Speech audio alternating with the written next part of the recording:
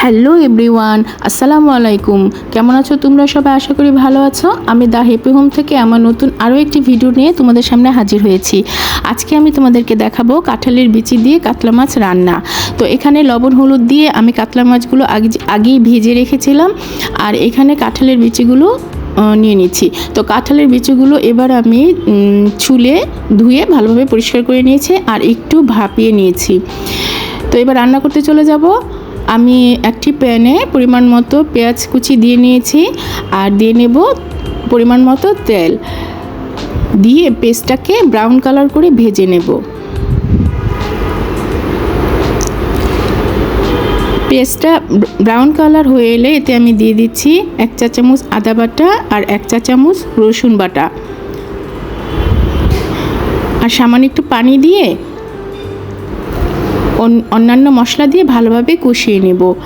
তো এখানে আমি দিয়ে দিয়েছি 1 চা চামচ হলুদের গুঁড়া, 1 চা চামচ মরিচের গুঁড়া আর 1 চা চামচ ধনিয়ার গুঁড়া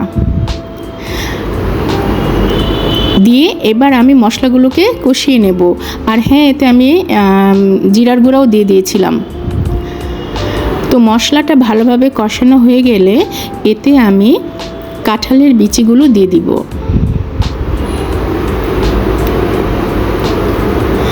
এবার বিচিগুলোকে মশলার সাথে আমি ভালোভাবে ঢাকনা দিয়ে ঢেকে কিছু সময় রান্না করে নেব।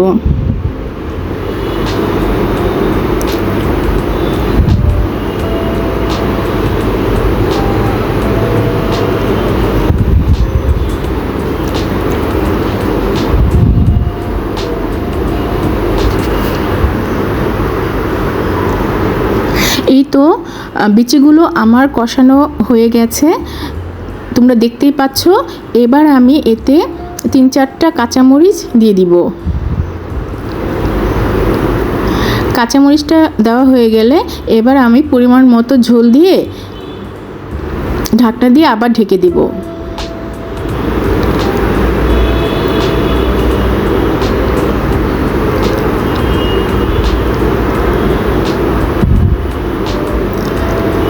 এই দেখো তরকারিতে আমার বলক এসে গেছে।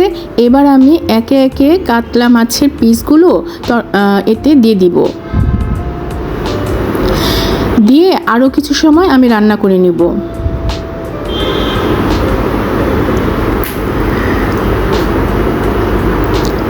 বাস এই তো দেখো তরকারিটা আমার রান্না করা প্রায় হয়ে গেছে।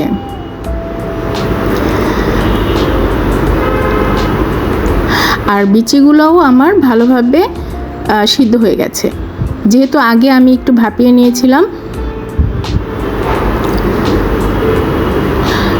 তো আমার ভিডিওটি আজ এই পর্যন্ত। যদি ভালো লেগে থাকে লাইক কমেন্ট শেয়ার করতে ভুলো না।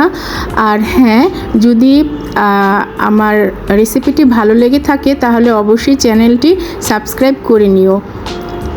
তো আজ এই পর্যন্তই, দেখা হবে আমার পরবর্তী অন্য কোনো ভিডিওতে। সে পর্যন্ত ভালো থেকো সবাই। ওকে, আল্লাহ হাফেজ, আসসালামু আলাইকুম।